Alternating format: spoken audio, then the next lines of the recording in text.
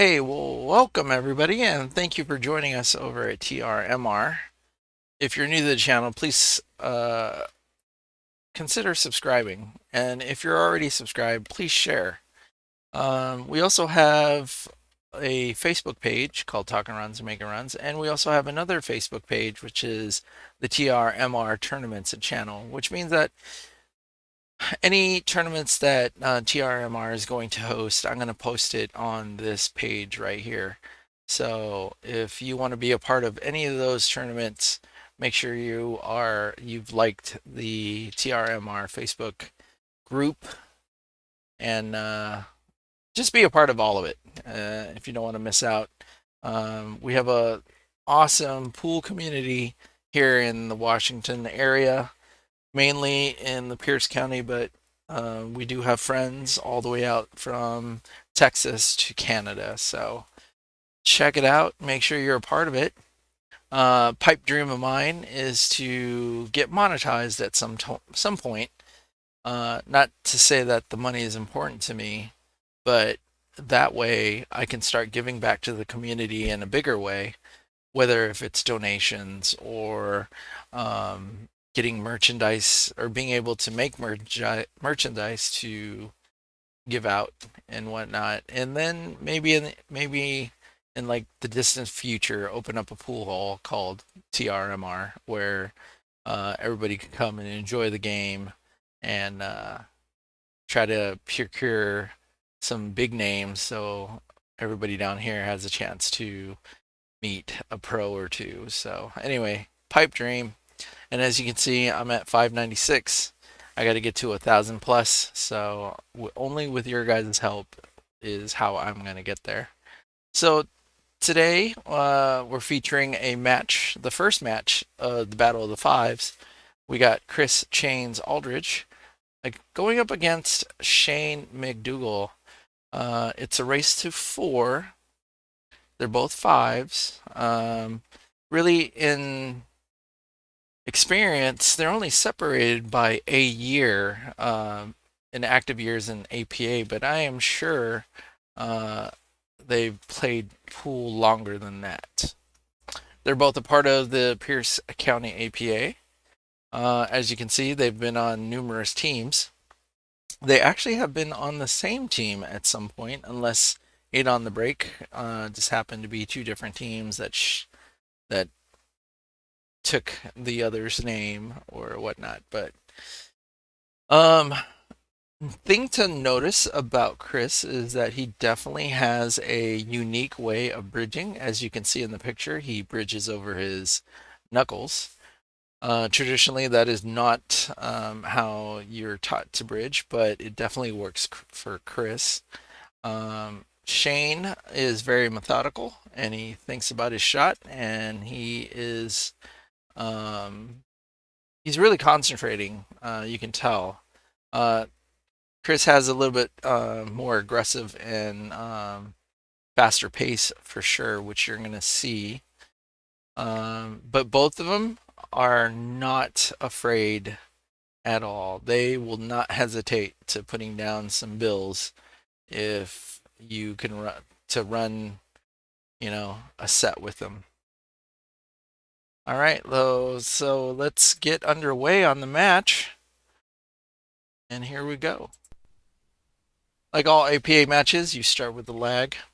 Lag means that they're both gonna see who gets closest to the foot rail after hitting the head rail. And there's Chris's hook'em horns, I believe.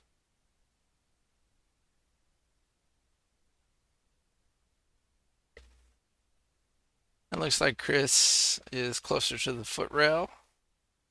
And that gives Chris the right to break.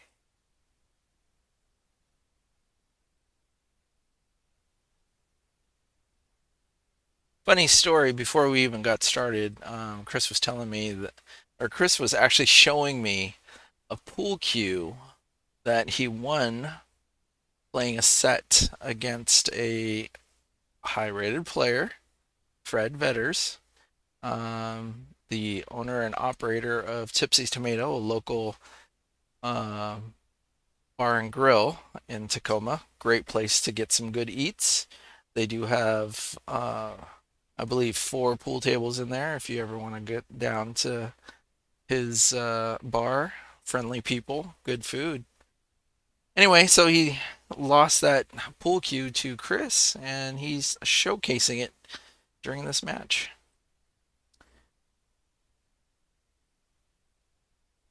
Now, what it looks like, Chris is placing the ball for a second ball hit. Reason why that's kind of important is because that gives you the most movement on that 8 ball, and more times than not, putting the right spin and hitting it just right sends that 8 ball into the side pocket. It definitely moved. Unfortunately, on his break, he did not sink a ball, which brings Shane up to the table on a pretty much open table. The only problem I see is the 10 and the 6. Looks like Shane is going to go ahead and take solids here. 4 ball into the side. Now he has options, either another side pocket shot for the 5 and 1 or the 3 ball in the corner.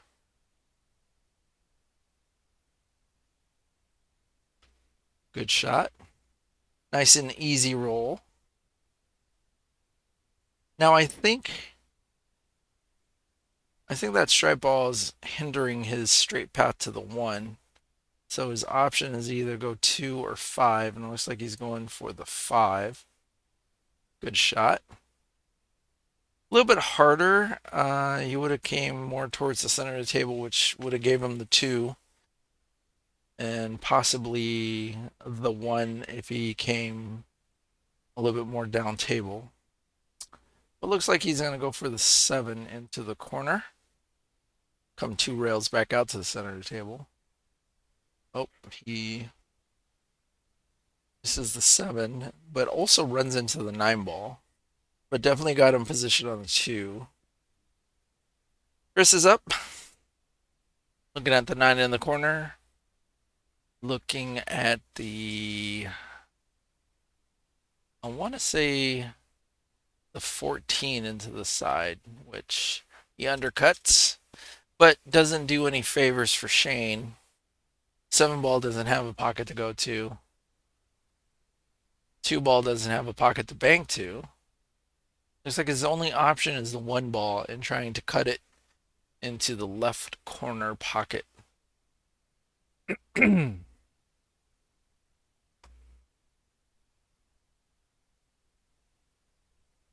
Oh, that was well struck. Unfortunately, he undercuts it.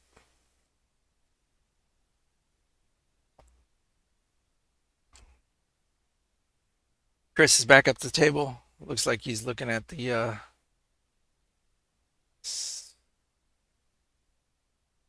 wow, I really got to know I want to say the 14, but I think this is the 14. What ball was that? I hate these Skittle balls, to tell you the honest truth.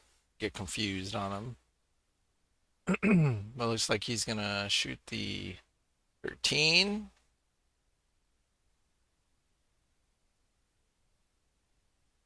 Nice corner pocket. Looks like his next option is the 9 into the corner. And maybe go 2 rails, back down. Oh, he runs into the 2. And by his reaction, it looks like the 2 leads the cue ball into the pocket. Shane gets ball in hand. Good opportunity here. I probably would have took the 6 because the 6 is the hardest problem ball to deal with right now, but looks like you might shoot these 2 balls in and then play a defensive shot, possibly.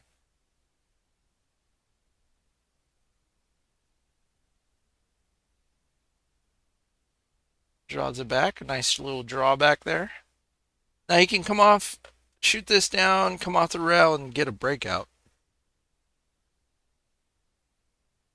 Doesn't make the 1, but at that point, if he would have made that, it would have been really a just try to get a good hit on the 6 because of his position. Chris looks like he's measuring up for a bank, and he does call it, even though in APA you don't have to call your pockets. But when you do call your pocket, it's not because they're trying to be pompous about it. It's just, it's always good to just show that what pocket you're going to. It's just like when you're calling safe. You don't have to call safe, but when you do, that just means that you're voicing your intention. That was a good hit. That was a good 10 ball into the corner. Unfortunately, he didn't come out more towards the center of the table so he can have a more direct hit on the 8 ball to try to bank it back to the right corner. But looks like he's going to try it anyway. And generally, you're not supposed to mark your pocket with your chalk, but since the chalk has an attachment to it, I already asked Shane if that's okay with him. He said that's fine. So for the most part, even when you get into the higher levels, you don't really mark a pocket. It's more like an understood. You just voice what pocket you're going to go to.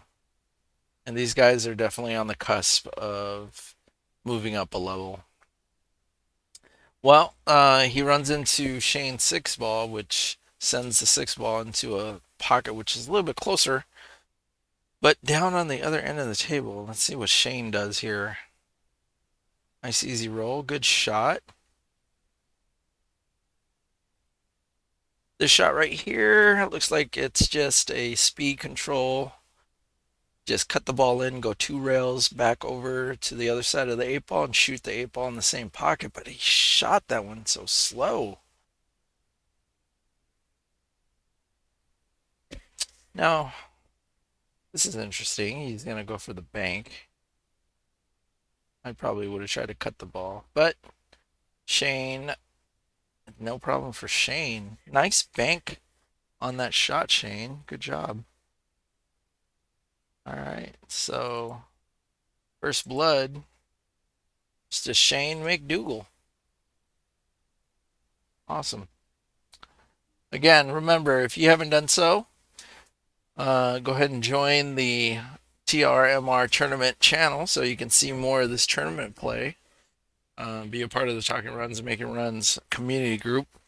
And if you haven't done so, make sure you subscribe to the pool channel or to the YouTube channel.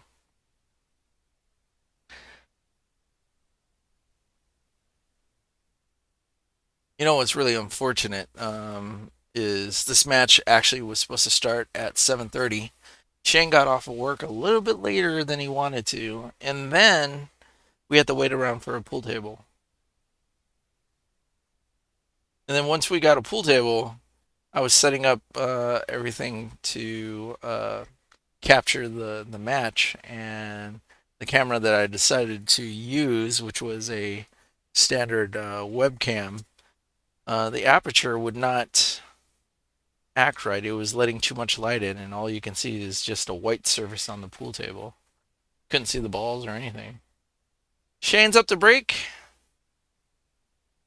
Shane has a monster break. What I like about Shane's break is that he actually goes right down the middle. But he does put just middle ball on it.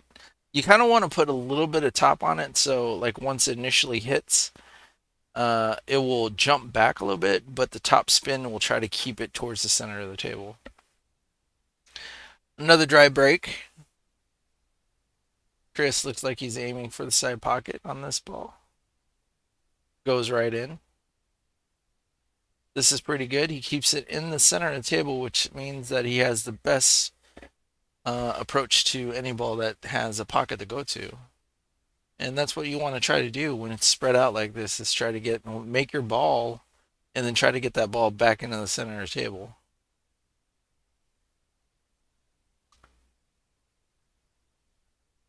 Rolled forward just a little bit on that one, but he ends up missing the shot. Shane comes back up to the table, and looks like He has to shoot at solids. Really, he has only the 3 and the 4 to shoot at. None of the other balls really have a pocket to go to. So let's see what he does here. I would definitely go for the 4 ball. That way you can have a better angle at the 3 to try to get a breakout, especially with the 2 and 7 that's right by the rack there. They switched from using the plastic rack to a magic rack, which I think is good because that ensures that all the balls are touching each other, and that's important for the break.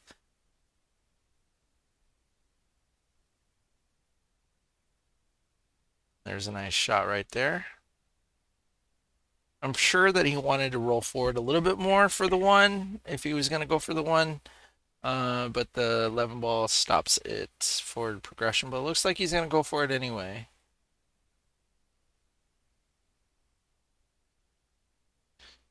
And he overcuts it. But I think he might have hit it just right, and he spun the ball away from the rail. Chris comes back up, and his only option, really, or his only open ball, is the 9 ball, and it's a pretty steep cut. Fires at it anyway. He was in an awkward position.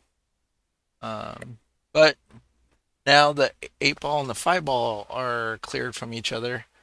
At this point, uh, all the balls are wide open, and we just got to see who makes the first mistake.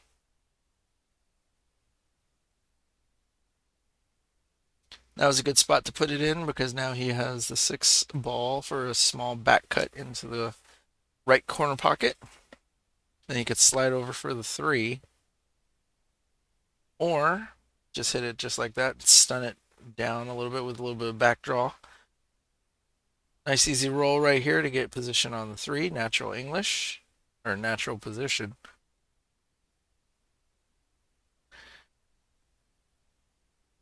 Now here, let's see what he would do. If this was me, I'd probably put some pace to that 3 ball and go 2 rails, maybe possibly 1, 2, 3, 3 rails back down to the 1 ball. It's like he's going to put some speed on this. Oh, he puts a nice draw on it, but unfortunately, that pesky 13 ball got in the way. From forward progression, you get a little bit better angle on the 1 because if you would have missed the 13, the cue ball would have traveled back down the table and would have given him a good angle to shoot the 1 into the right pocket or right corner pocket. Let's see what he does here. Wow, that is a good shot. Oh no, that was a magnificent shot. Unfortunately, he gets the ball in the wrong spot between the 8 and his object ball. And looks like he's going to have to kick at this. Let's see what happens here. Good kick. Nice solid hit. And wow. APA. So it counts. So it's his turn again. Now, on this shot right here, unless you know how to throw the ball to the left corner pocket, I think the right corner pocket is a safer play for the simple fact that if you don't know how to shoot the ball correctly into the left pocket, you'll end up scratching. So I think shooting it into the right corner pocket is a good choice.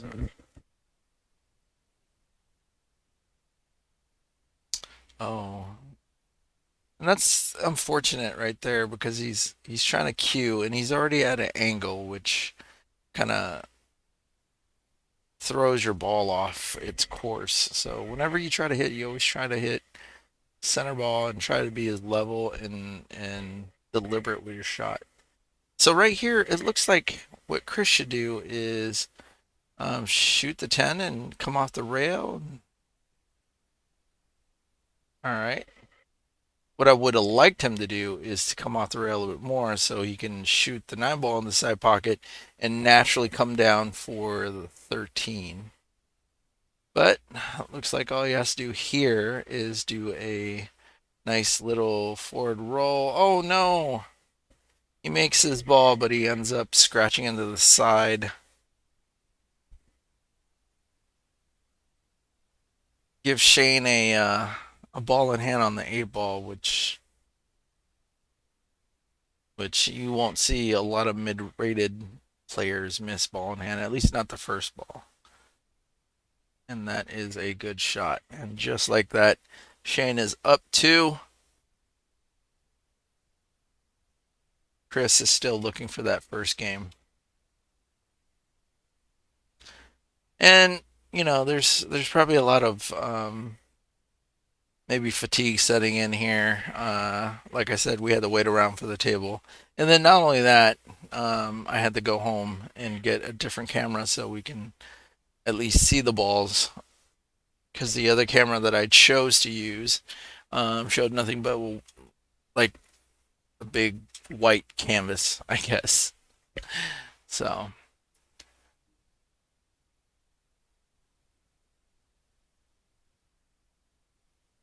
So if you guys have any predictions out there and how this is going to turn out, go ahead and put it in the comment section. And if you're watching this on Facebook, I think Deborah Gross said that she had to root for her teammate Chris Aldridge.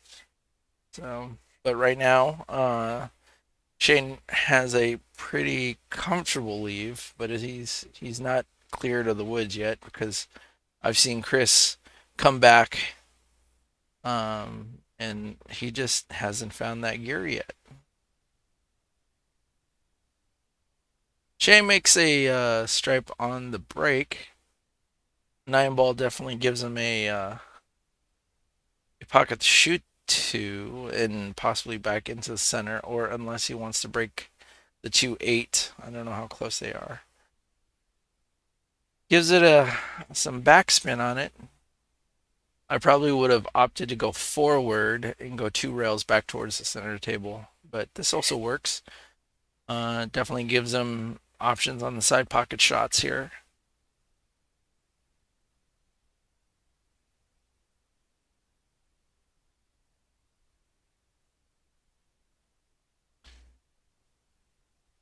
That was a very nice cross bank to the side pocket.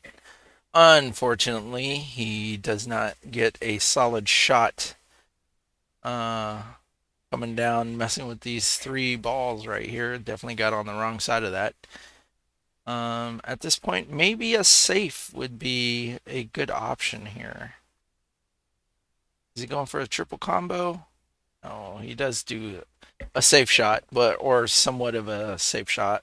And so the definition of a safety shot or a defensive shot is that he had no intent in making a ball. He just wanted to place the ball so it would make it difficult on his opponent. And it looks like Chris tried to fire back with his own safe. If the 1 would have rolled right in front of the cue ball, that would have been perfect, because then he would have had to kick at the 3 balls. But it looks like he has enough room to shoot his stripe ball up table. Good shot.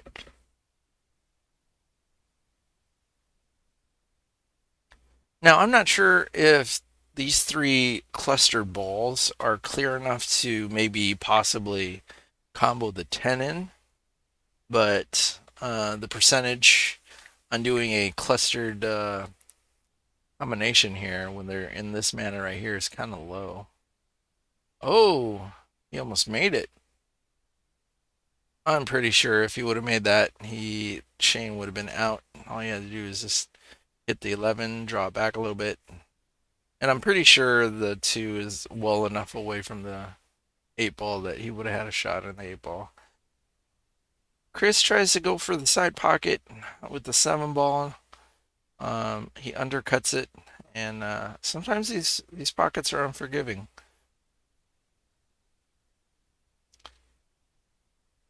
Ooh, Misses that ball pretty, like a half a diamond away. Surprising.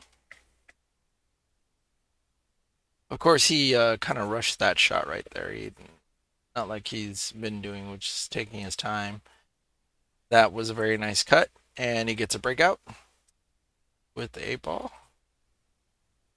And his 2. 2 lines up pretty good for him to shoot the 2 ball into the upper left corner, hit the rail, and come back down, or possibly the 4 into the side, or run into the 4 and give him the 1 or the 6. Which one is he aiming for? It looks like he's going for the 1. I would roll forward just a tad bit on this one. Oh, he stunned it, which means that it just slides over. Doesn't go forward, doesn't go backwards. He's going to be able to take care of the 7 ball. Oh, tricky play. Come right off the 8. Might have shot it a little too hard. If he would have shot it a little bit softer, he would have had a better angle at the 6 if the 6 is what he's going for. But right now, I think the clearest shot that he has is going for that 4 ball. Now, let's see if he's going to try to do a cross bank. Ooh, no. Or that's what he was planning on doing, and he overcuts it.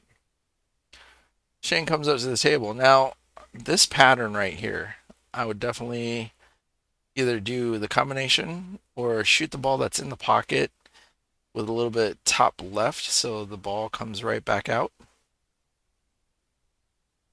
Looks like he's sizing up a combination. Oh, he shifted over. Looks like he's just going to go for the ball in the pocket. And just like that, might have hit that a little too hard. Now, the shot right here should be, he's looking down. I hope he's looking down to see where he needs to be to hit that ball so it gives him perfect position. Oh, looks like he's going to take the shot. Shot should have been the ball in the corner, back out to the center, and then that ball would see if he would have shot that ball after he shot the 11 into the corner pocket. He's lined up for a pretty good shot on 11 or on the 8 ball. Sorry.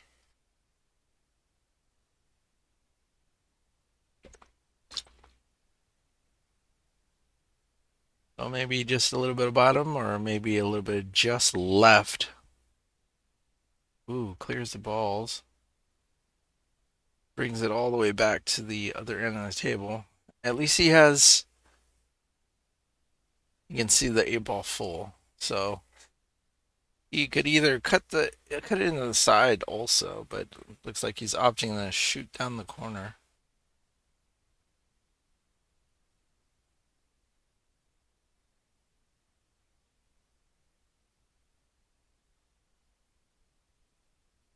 Ooh, good stop shot though.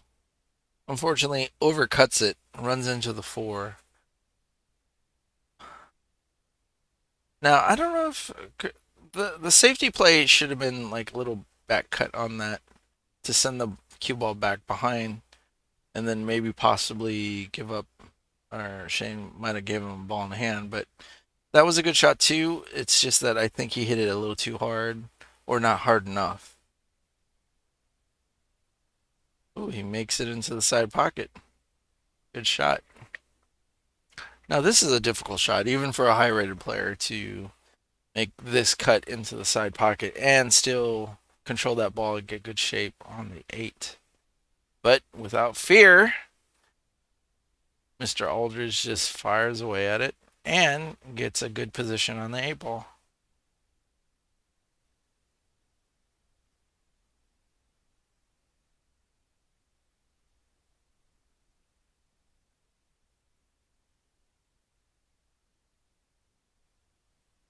And just like that, right down the center of the pocket, right into the heart of the jaws, Chris is on the board with his first point. The race is now 3-2.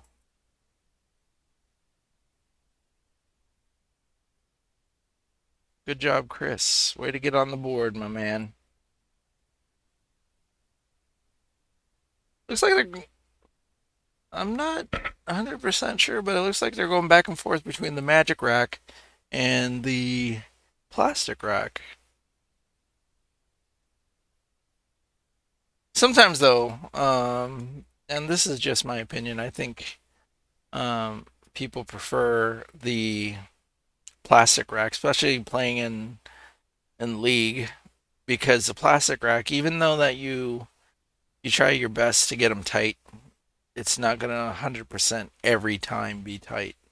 Whether if you lift the rack and it shifts a little bit, or when you put the rack back in and you kind of slam it into its slot, it might shift the balls. So, and of course that kind of hinders the consistency of somebody who breaks. Pretty good. So again, just to show you guys what to look for when you're doing your searches and be a part of this community.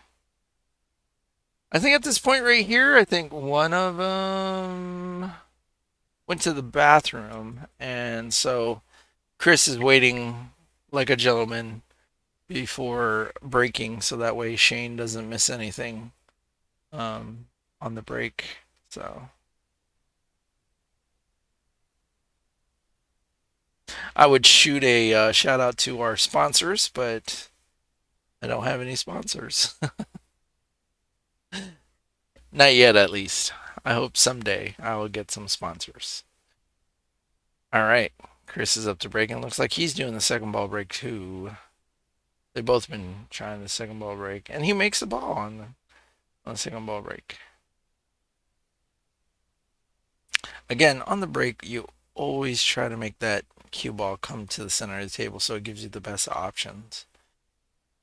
Looked like he knocked down the three ball, so he is forced to take the solids. APA rules.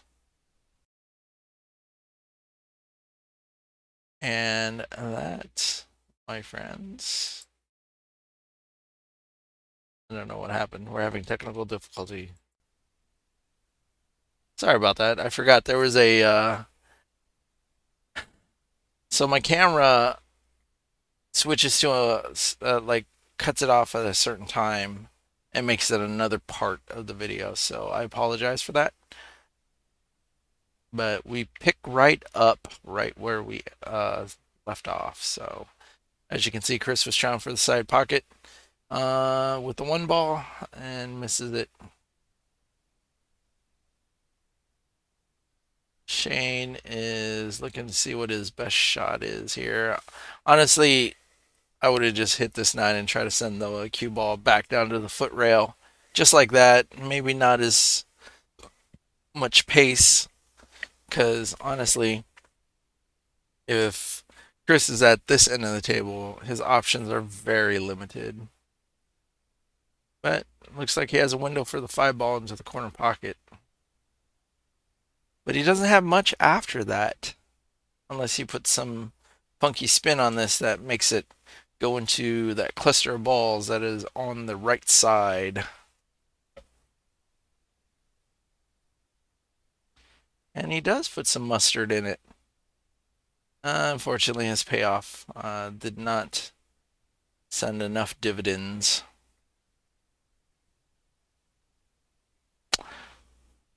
So it looks like maybe a safe shot here. But it's kind of difficult because Shane's balls are surrounding all his balls. Now that Chris opened the whole table up, we're at that situation again. Just waiting on the first person to make mistakes because all the balls are wide open. 8 balls not bunched up with any other ball. So it's just take your time, be deliberate, and make your balls and move. And just know where that cue ball is going.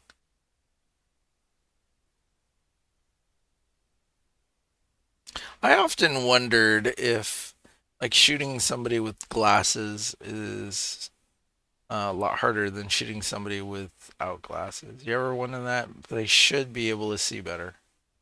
Just joking. Anyway, so Shane opens up with the corner ball. And it looks like he. Now, whenever you shoot on a table, especially when you get into the higher rated um, area, you try to not touch any other balls as you're moving the cue ball around the table.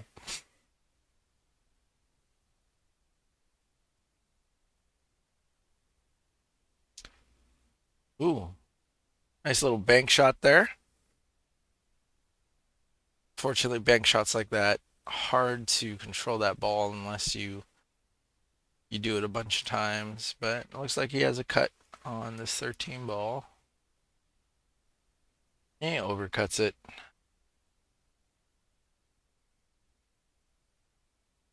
So it looks like Chris got a bunch of options. You can see every one of his balls, and he just has to choose which one he starts off with because all the balls have a pocket to go to. And like I said, it's just to see who makes the first mistake or second mistake. And he overcuts the 7 ball. And I believe at this point right here, it looks like Chris is just frustrated. Um, so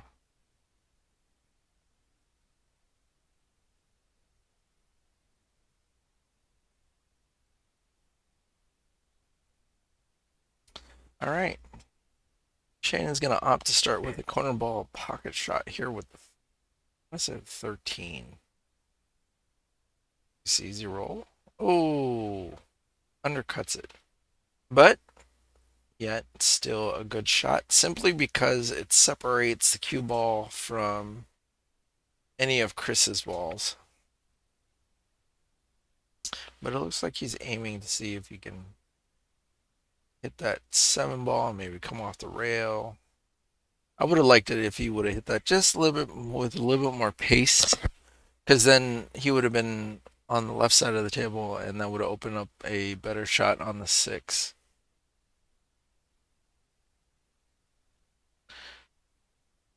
Oh, let's see what he's trying to do here. Looks like he's going to go for the side pocket on the 2. And he makes it. Good shot. Now on this shot right here, he should shoot this with a little bit of top, maybe top right, and come back over for the 1, just like that. Good shot. Nice little stun shot right here to let it drift forward. So that way he can shoot the 4 ball into the side and get good shape on the 1. Or I mean on the 4. 8 ball. Apologize. But he puts a little bit too much topspin on it. So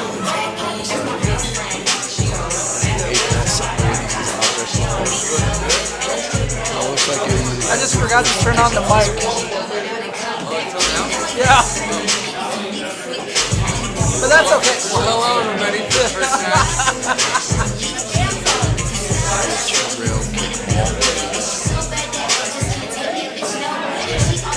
It's always a good rule to I think so too. He's got a good turnout. People are motivated. People are excited about it. People are excited to see this. Yeah, absolutely. And he had a good idea. So, like, we might do like, if you guys can give me some time, we might get together and we'll watch certain clips. Just give and you guys Shane can ball talk in hand. of what you guys were thinking about.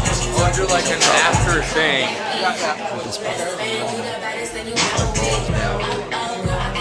Definitely can't miss. I knew I should have backspun that one. That 4 ball is basically in the center of the table. Unless the cue ball sits on top of another ball. Shane's balls, he's definitely got a good chance of making that in any pocket, really, except for the right corner pocket where it's being occupied by the 8 ball.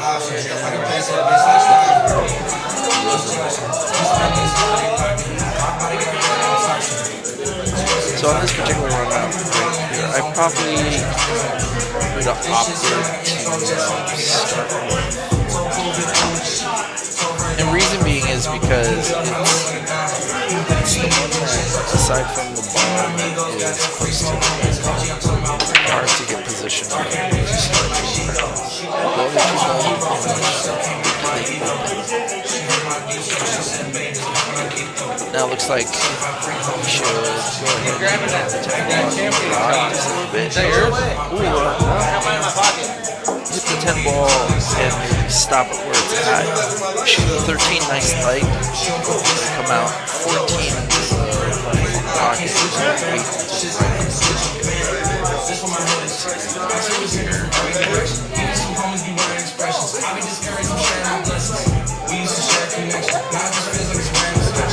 Nice shot right there. No, you're right. You're absolutely right. You guys off the table. Because the angle is not unless it's top on this.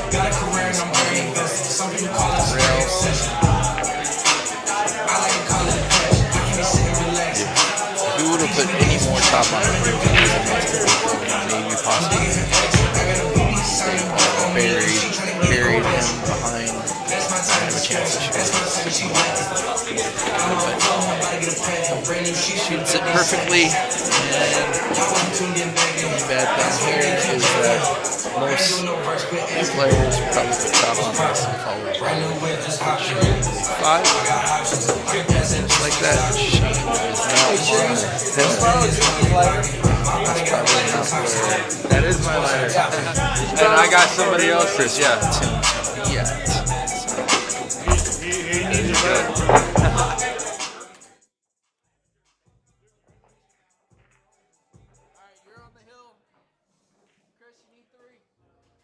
I just realized that the music was really loud there. I turned it down. Sorry about that. If the music was just blaring into your ear.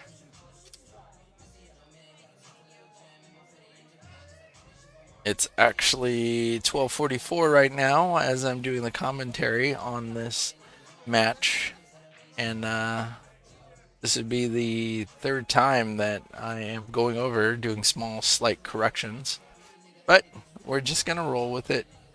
I turned down the music a little bit, just like that.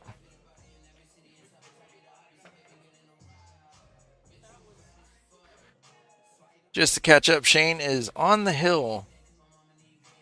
Chris is still, even though that he has a win under his belt, still trying to find that gear. I've seen Chris run many a ball against many a person. He's not totally dead here.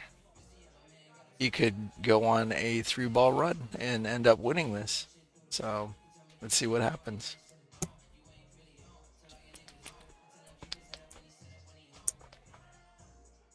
And I know I've experienced this a lot of times, especially when I used to be a mid-range kind of a player, is that you get in such a far lead that you kind of get relaxed, and before you know it, your opponent is on the hill and whatnot, and you just need that one more game to win the whole match, and it just doesn't happen.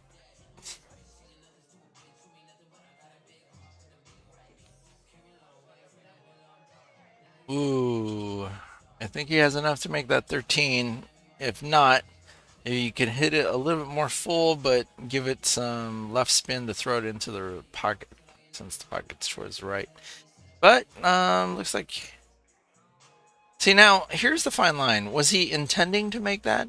Because if he was intending to make it anywhere, then that would be a safety shot. Good shot, Chris.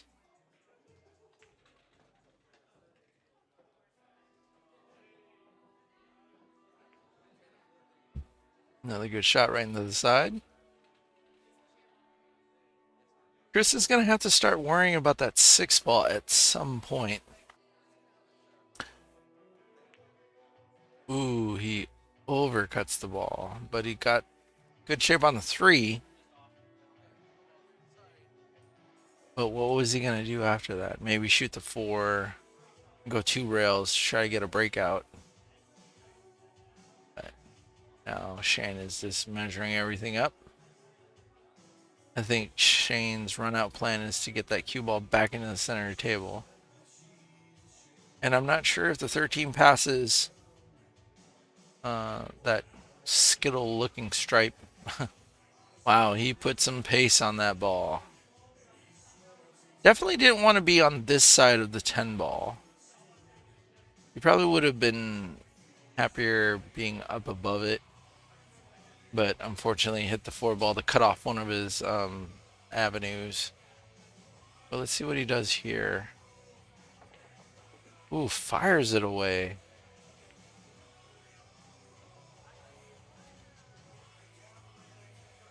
Well, let's see if he does a combination or does he come off the rail. Ooh, he does a combination. He hit it pretty hard. It's just that I guess the force kind of died down and slowed it down a bit. Now, Chris, all he has to do here is just take his time and be deliberate with his shots. And ooh,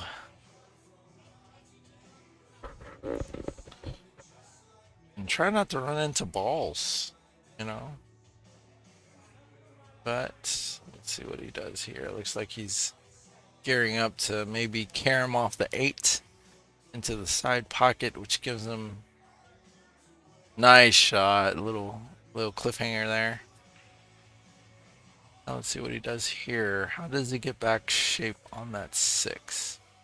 Goes forward 1, 2 rails. Oh, he brings it back. That definitely would have gave him a bank option. But Shane comes up to the table. His balls are wide out and open.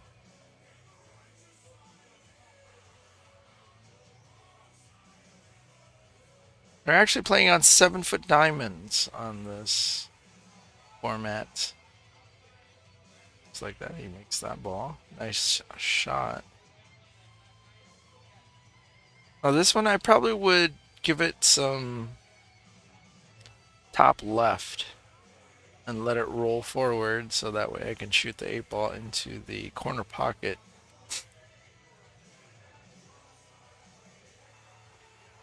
Ooh, he put bottom on it. Flirting with the corner pocket. If he would have hit that any harder, he would have scratched. But nonetheless, though, he gets position on the 8 ball. It's pretty far away from the side rail, so it makes the pocket just a little bit more inviting. Ooh, he misses the side pocket. What I didn't like about it, if you watch it again on his stroke, he kind of had a teeter-totter effect where he dips down, but towards the end of his stroke, his tip rises. So I think that might have messed his shot up a little bit. I think what Chris wanted here is to just let that cue ball sit on the rail. But he just shot it too hard. And just like that, Shane is victorious. Shane walks away with a win for the match. And that's it. There you have it, ladies and gentlemen. Picture time, picture time. I want to say thank you to these 2 players, Chris Aldridge and Shane McDougall, for being a part of Battle of the 5's. Both outstanding players, good sportsmanship on both ends. They both shot a pretty good game, and I know Chris has a more higher level shooting prowess, and it unfortunately didn't come out tonight. Like I said, it could have been because they had to wait so long, or that you know, it just wasn't his night. And I've been in slumps like that, and I'm pretty sure everybody has. But again, thank you so much for watching this match between Chris Aldridge and Shane McDougall. Shane advances to Kenji, who is next in line. And unfortunately, Chris has been eliminated from the tournament. So That match will be scheduled as soon as those two get in contact with each other. And we'll see what happens from there if Shane continues his march towards that $300. So, again, I appreciate everybody watching. Look out for the next video. The next match that should be being played will be tomorrow at noon. We're having Ken Fallon go up against Jason Wagner. Jason Wagner shoots out of King County, and Ken Fallon obviously is one of our local shooters here in Pierce County. So I wish him the best of luck. Everybody be safe, treat each other good, be thankful for what you have. Happy Thanksgiving if I don't see you guys or talk to you guys. And again, please share, like, and subscribe. I hope to see you guys on the table.